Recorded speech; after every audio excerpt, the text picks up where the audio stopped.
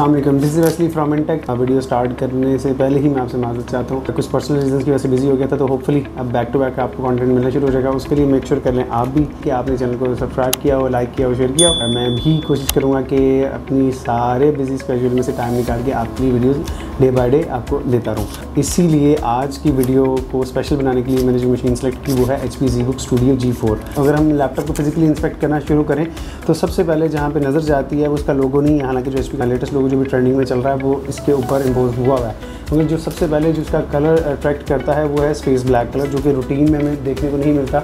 जो इस तरह की स्पेस ब्लैक, स्पेस ग्रे हो गया, रोज़ गोल्ड हो गया, इस टाइप के जो कलर हैं ये हमें मोस्टली एप्पल में देखने को मिलते हैं। मगर HP भी अब इसी ही ट्रेंड को फॉलो करने में लगा हुआ, तो जिसमें हमें सबसे पहला कलर जो देखने को मिल रहा है स्पेस ब्लैक। अच्छा, मेटालिक बॉडी की फिनिश है, उसके ऊपर फिंगरप्रिंट के हमें निशान देखने को मिल जाते हैं। तो एक तो ये चीज़ हमें सबसे पहले देखने को मिल रही है। दूसरी, टोटल बॉडी जो है इसकी एल्यूमिनियम की है, कार्बन फाइबर और डाइकास्ट की बॉडी इसकी बनाई गई है। और HP का जो लोगो है, न्यू लोगो, वो हमें देखने को मिल जाता है। उसके बाद अगर हम इसके राइट साइड प्रोफाइल की बात करें तो राइट साइड प्रोफाइल पे हमें HP ब्लूप्रिंट का DCJ का अडॉप्टर देखने को मिल जाता है, और थंडरबोल्ट 3.0 C टाइप में देखने को मिल जाती हैं, जो कि Gen 2 में आती हैं। इसे आप अपना एक्सटर्नल डिस्प्ले वगैरह 5 Mbps की स्पीड जो है वो हम ले सकते हैं। और उसके बाद फुल साइज HDMI 2.1 हमें देखने को मिल जाएगी, और USB टाइप A हमें 3.2 Gen 1 की पोर्ट देखने को मिल जाएगी। और इसी तरह लेफ्ट साइड प्रोफाइल पे आ जाएँ तो किंगस्टन लॉक हमें देखने को मिल जाता है, RJ45 Ethernet जैक देखने को मिल जाता है, और यहाँ पे फिर से हमें 3.2 Gen 1 की पोर्ट्स देखने को मिलती हैं, और एक फुल साइज SD कार्ड देखने को मिल जाता है। और अगर हम बैक साइड प्रोफाइल पे जाएँ तो बैक साइड पे हमें HP वर्कस्टेशन की ब्रांडिंग देखने को मिल जाती है। Look at the beast in small size, मतलब इतना छोटा बीस्ट, मतलब इतनी स्लिम मशीन। और इसके अंदर की जो स्पेक्स हैं, अभी जब हम उसको एक्सप्लोर करने जाएंगे तब आपको अंदाज़ा होगा कि इसमें क्या कुछ देखने को मिल रहा है। अभी हम इसके डी पैनल को देख लें तो डी पैनल में हमें जस्ट एयर वेंट्स देखने को मिलते हैं और nothing special. Diamond cut edges हैं इसमें, और एक सिल्वर जो है ना हमें लाइन देखने को मिलती है ओवरऑल हर तरफ इसके चारों साइडों के ऊपर। और अगर हम इसको ओपन करें तो ओपन करते ही जो सबसे पहले चीज़ हम लोग नोट करते हैं वो होता है किसी भी लैपटॉप का वेट डिस्ट्रीब्यूशन की जो कंपनी किस तरीके से मैनेज करती है। और उसके अंदर वेट डिस्ट्रीब्यूशन में मोस्टली लैपटॉप वर्कस्टेशन है तो अच्छे से ही मैनेज किया होगा, और इसके हिंजेस की स्मूथनेस ऑसम। 160 डिग्री तक हमें लैपटॉप पे देखने को नहीं मिलता, जो कि काफ़ी अच्छी चीज़ है कि हम इसको एक हाथ से ओपन कर सकते हैं, हमें दूसरे हाथ की ज़रूरत नहीं है। ऑल्दो इस्तेमाल हमारा एक ही हाथ होगा। और आगे चलें, जैसे ही हम लैपटॉप को ओपन करें तो हमारा सबसे पहला इम्प्रेशन जो हमें मिलता है वो है इसकी स्क्रीन, जो कि totally glass mirror reflective screen है, एंटी ग्लेयर। बाकी साइज़ वगैरह स्क्रीन, बाकी चीज़ों पे हम लोग अलग बाद में जाएंगे। अभी जो जस्ट इसकी फिजिकली है वो ये है कि इसमें ग्लास का रिफ्लेक्शन हमें देखने को मिलता है। वो इतना क्लियर है कि मैं अपने चेहरे को अच्छे से देख सकता हूँ, मुझे किसी भी मिरर की ज़रूरत नहीं है, वो इतना क्रिस्टल ब्राइट है बिल्कुल। इसके फोरहेड पे अगर हम देखें तो फोरहेड पे हमें B&O की कोलैबोरेशन का लोगो वो देखने को मिल जाएगा। फोरहेड के ऊपर ही हमें और नॉइज़ कैंसलेशन माइक और कैमरा इसका जो है वो देखने को मिल जाएगा। और अगर हम इसकी चिन की बात करें तो चिन इसकी काफ़ी थिक है, नैरो बेजेस नहीं है। नॉर्मल जितने भी वर्कस्टेशन है वो जब भी हम लोग देखते हैं वो काफ़ी बल्की, हैवी और थिक होते हैं। इतना स्लिम स्मार्ट होने के बावजूद इसकी चिन को थोड़ा सा जो ना स्लिम होना चाहिए था, मगर इसकी चिन को काफ़ी थिक रखा गया। अब आपको पसंद आती है या नहीं आती, हर बंदे की अपनी प्रेफरेंस होती है। इस पर HP का जो न्यू लोगो है हमें वो भी देखने को मिल जाता है। और जैसे ही हम इसके C पैनल के ऊपर आते हैं तो C पैनल काफ़ी इंटरेस्टिंग होता जा रहा है। जैसे ही हमारी कीबोर्ड पे नज़र पड़ती है तो सबसे पहले एक चीज़ जो हमें मिसिंग नज़र आई वो है इसका पॉइंटिंग स्टिक या पॉइंटिंग डिवाइस, जो कि हमें हर कीबोर्ड के सेंटर में G और H और YT के दरम्यान में एक पॉइंटिंग स्टिक हमें देखने को मिलती है, वो इसमें नहीं दी गई। मे भी कॉम्पैक्ट रखने के लिए, क्योंकि इसकी ओवरऑल वैसे स्पेक्स जो हैं वो बहुत ज़्यादा हैवी है। और उसके रिप्लेसमेंट पे जो उसका टच पैड है उसके साइज़ को काफ़ी बड़ा कर दिया गया। ब्रॉड साइज़ का टच पैड है, जिसका ऑन ऑफ का बटन है टच पैड को इनेबल डिसेबल करने के लिए, और मल्टी जेस्चर सपोर्टेड है, जो कि काफ़ी अच्छी चीज़ है। इसमें मल्टीपल ऑप्शन जो है ना हमें देखने को मिल जाएंगी कुछ इस तरीके से, मतलब काफ़ी ज़्यादा जो है ना इसमें टच पैड के अंदर फीचर्स को इंक्लूड किया गया। और अगर हम बात करें इसकी मज़ीद इसमें एडिशंस की तो 2 स्टेज बैकलाइट हमें देखने को मिल जाता है, स्पिल रेजिस्टेंस इसमें डिज़ाइन है। उसके बाद HP ZBook की इसमें ब्रांडिंग है, और Xeon का बैज है। जी हाँ, Xeon E3 1505 V6 का इसमें प्रोसेसर में देखने को मिलता है। इसके बैच के साथ ही बिल्कुल फिंगरप्रिंट सेंसर में देखने को मिल जाएगा, और स्पीकर्स की ग्रिल्स हमें देखने को मिल जाएंगी ये दोनों साइडों के ऊपर। एक्सट्रीम लेफ़्ट साइड पे हमें पावर बटन देखने को मिलेगा, जिसके अंदर इसका पावर आइकॉन जो है वो ग्लो करता है। और एक्सट्रीम लेफ़्ट साइड पे हमें इसके वॉल्यूम रॉकर्स और साथ में वाईफाई का ऑन ऑफ स्विच देखने को मिल जाता है। और जैसे ही हम लैपटॉप को अब एंटर करते हैं, लैपटॉप हमारा ऑन हो चुका है। और अगर हम इसके कीबोर्ड की बात करें नो टेक्टाइल फील, बहुत smooth clicky sound, nice keys travelling distance है और काफ़ी रिस्पेक्टेबल जो है ना इसका पुश आ रहा है बटन्स का। अब जो इसको मोस्ट इंटरेस्टिंग और पावरफुल चीज़ें बनाती हैं उनमें से एक चीज़ है इसका डिस्प्ले। अगर तो आप कोडर हैं या गेमर हैं या कलर कॉन्शियस हैं, मोस्टली जो प्रिंटिंग या एडिटिंग का काम करते हैं, उनके लिए कलर की सैचुरेशन जो है बहुत ज़्यादा जो है ना मायने रखती होती है। तो ये वीडियो स्पेशली आपके लिए होने वाली है, इसको थोड़ा सा जो है ना पास आके सुन लीजिएगा कि इसके अंदर जो डिस्प्ले कलर यूज़ हुआ है वो है HP ड्रीम टेक्नोलॉजी 10 बिट्स के साथ UHD जो कि अवार्ड विनिंग है HP के अकेडमी के अंदर, जो कि मोस्टली वेल नाउन है अपनी कलर एक्यूरेसी को लेके, VFX ग्राफिक एडिटिंग और वीडियो गेमिंग वगैरह इस तरह के मामलों के अंदर। पर हाँ, एक चीज़ जो मैं भूल चुका था वीडियो के अंदर वो ये है कि इसका टच, मैंने आपको जो उसकी स्मूथनेस वो चेक करवानी थी कि इसका टच इतना रिस्पॉन्सिव है कि आपको डिफरेंस फील ही नहीं होगा कि आप किसी टैबलेट या लैपटॉप का टच यूज़ कर रहे हैं या मोबाइल का टच यूज़ कर रहे हैं। इतना रिस्पॉन्सिव है, सेम लाइक जिस तरह आईफोन के अंदर या सैमसंग के अच्छे मोबाइल्स के अंदर आपको रिस्पॉन्सिव टच का फीडबैक देखने को मिलता है। एग्जैक्ट इसमें हमें वही चीज़ देखने को मिल रही है कि मतलब कहीं पे भी कोई लैग या ड्रॉ जो है वो नहीं देखने को मिल रहा। तो ये इसकी एक और प्लस साइड जो है वो देखने को मिलती है। अच्छा, और अगर हम सबसे पहले इसके डिस्प्ले साइज़ की बात करें तो 15.6 इंचज़ का हमें FHD IPS डिस्प्ले वाला पैनल जो है वो देखने को मिल जाता है। 3840x2160 की रेजोल्यूशन में, तो 4K रेजोल्यूशन के अंदर हमें देखने को मिलता है और साथ ही मल्टी कैपेसिटिव टच के साथ ये डिस्प्ले आता है।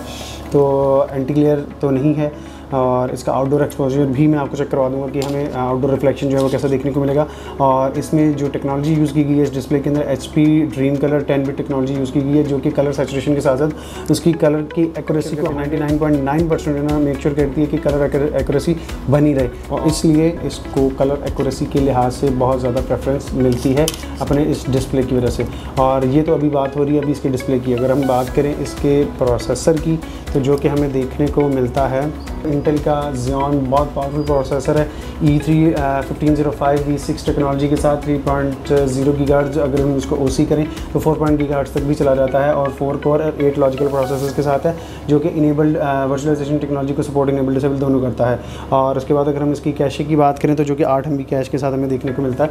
और अगर हम इसकी मेमोरी की बात करें तो हमें इसकी जो मेमोरी की सपोर्टेज है 32 GB तक हमें देखने को मिलती है। और उसके ऑन बोर्ड 2 बैंक दिए गए हैं जिसके ऊपर हम 16 gigs की 2 मॉड्यूल्स लगा के इसको 32 gigs तक एक्सटेंड कर सकते हैं। और अभी राइट नाउ ये 32 GB ही है, यहाँ पे हमें शो हो रही है, और 2400 मेगाहर्ट्ज़ के साथ है, और LPDDR4 की रैम इसमें हमें देखने को मिलती है। और अगर हम इसकी डिस्क की बात करें तो इसमें हमें सैमसंग की Z सीरीज़ हमें देखने को मिलती है, जो कि 512 GB के साथ आती है, और ये 2 TB तक जो है सपोर्ट करता है। SSD को मैक्सिमम सपोर्ट जो इसकी 2 TB की है, इसके बोर्ड पे भी 2 ही स्लॉट्स हैं NVMe की, और NVMe Gen 3 और Gen 4 दोनों को सपोर्ट करता है, और दोनों के सेम टाइम में हम इसको लगा के 2 TB तक एक्सटेंड कर सकते हैं। अगर आपको 2 TB की स्पेस कम रहे तो फिर आपको एक्सटर्नल डिवाइस थंडरबोल्ट के ऊपर लगा के आप अपनी जितनी मर्जी स्टोरेज को एक्सटेंड कर सकते हैं। और अगर हम इसके GPU की बात करें तो NVIDIA Quadro M1200 हमें देखने को मिल जाता है, जो कि DDR5 टेक्नोलॉजी के साथ आता है 4 GB मेमोरी के अंदर, और ये अच्छे से जो कैटर करता है, डील करता है, सर्विसेज देता है, वो 4K रेजोल्यूशन के अंदर वीडियोज़ को, एडिटिंग को, मॉड्यूलिंग को, मॉडलिंग को, उसके बाद 3D सिविल, AutoCAD, मैक्स वगैरह, सॉलिड वर्क और कैटिया, माया, इस तरह के जितने भी सॉफ्टवेयर्स हैं इन सारों को अच्छे से रेंडर करेगा। एक्सप्रेशन वगैरह के अंदर मज़ीद बहुत अच्छी जो है एक्सप्रेशन आपको प्रोवाइड करेगा। और उसके बाद जो है अगर आप इस पर करते हैं video editing, gaming like softwares में Premiere Pro, Filmora, DaVinci, Black Resolve और कैपकट वगैरह सब जितने भी सॉफ्टवेयर हैं उनको अच्छे से हैंडल करेगा। कहीं पर भी आपको लैग वगैरह या ये चीज़ें देखने को नहीं मिलेंगी। और इसके साथ ही अगर आप इसमें गेमिंग वगैरह भी करेंगे, किसी भी तरह की गेमिंग के कुछ शॉर्ट्स वगैरह मैं आपको लगा दूँगा यहाँ पर, तो वो भी जो है ना आपको अंदाज़ा हो जाएगा कि इसमें कलर एक्यूरेसी आपको गेम्स की कितनी देखने को मिलती है, उनके FPS आपको क्या मिलते हैं, और साथ में जो प्रोसेसर की स्कोरिंग है वो मैं यहाँ पे अगर आपको दिखाता चलूँ AnTuTu बेंचमार्क के ऊपर अभी तक मुझे भी नहीं पता, और जहाँ तक मैं एक्सपेक्ट कर रहा हूँ अभी तक हाईएस्ट बेंचमार्क जो है वो हमें यहाँ पे देखने को मिलेगा। 5 मिलियन के राउंड जो है ना हमें इसका बेंचमार्क जो है वो देखने को मिल रहा है 50, 55, 22, जो कि इसका एग्जैक्ट स्कोर है। और अगर हम बात करें अब मज़ीद इसके अदर चीज़ों की, तो उसमें एक चीज़ जो नोटिसेबल है वो है इसमें डुअल माइक एरे, और जिसमें हमें नॉइज़ कैंसलेशन के साथ साथ B&O की कोलैबोरेशन देखने को मिलती है स्पीकर्स के अंदर। और जो स्पीकर्स का साउंड है वो कुछ इस तरीके से आएगा आपको।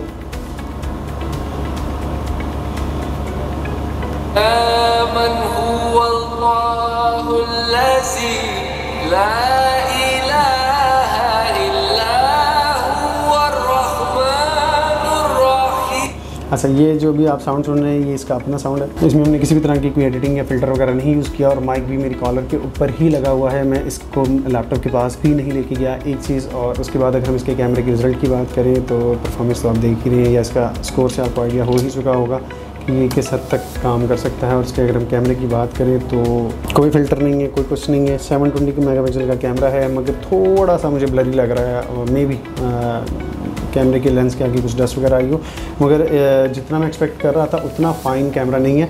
तो हल्की सी येलोइश टोन है जो कि नहीं होनी चाहिए। मे बी स्टूडियो के अंदर रिफ्लेक्शन वगैरह हो, तो बहरहाल फिर भी एक दफ़ा इसको टेस्ट आउट आप लाजमी अपने तौर पे कर लीजिएगा। कैमरा जो है मुझे कोई इतना खासा पसंद नहीं आया, ये इसका एक नेगेटिव साइड हो सकती है।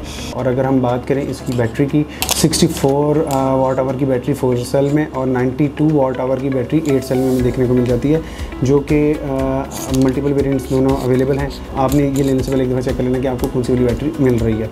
ज़्यादा से ज़्यादा जितने ज़्यादा वाट आवर या जितना बड़ा सेल उतना ज़्यादा बैटरी बैकअप हमें देखने को मिलेगा। और अगर हम अडॉप्टर की बात करें तो 19.5 वोल्ट का अडॉप्टर हमें इसमें ब्रिक शेप में देखने को मिल जाता है, और 77 एम्पेयर्स और 150 वाट और 19.5 वोल्ट इसके हमें देखने को मिलते हैं।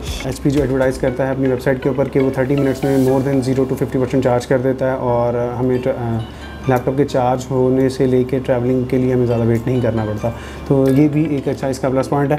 और अगर हम इसकी मज़ीद बात कर लें तो HP फिंगरप्रिंट सेंसर हमें इसमें देखने को मिल जाता है, जो कि अल्ट्रा फास्ट नैनो टेक्नोलॉजी के ऊपर बेस्ड है, जो कि बहुत स्मूथली जो ना विद इन नैनो सेकेंड्स जो है इसको ओपन कर देता है।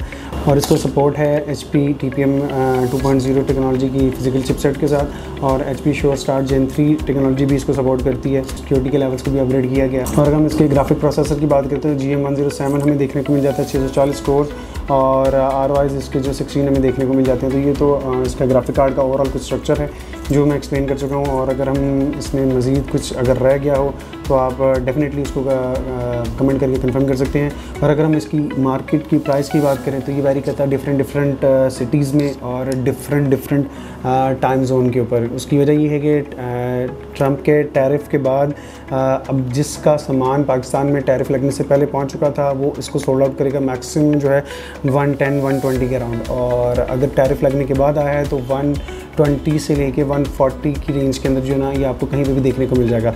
ये इसकी मार्केट वैल्यू होगी। और अगर हम इसको मज़ीद अगर हम एक्सप्लोर करें वेट के हवाले से तो वेट डिस्ट्रीब्यूशन हम लोग इसका चेक कर चुके हैं, और वेट की बात करें तो 2.09 इसका हमें टोटल वेट देखने को मिल जाता है। और अगर हम इसमें अडॉप्टर भी इंक्लूड कर लें, उसकी पावर कॉर्ड को भी इंक्लूड कर लें, मैक्सिमम इसका वेट जो है तकरीबन 2.8 kg के अराउंड जो हमें देखने को मिल जाता है।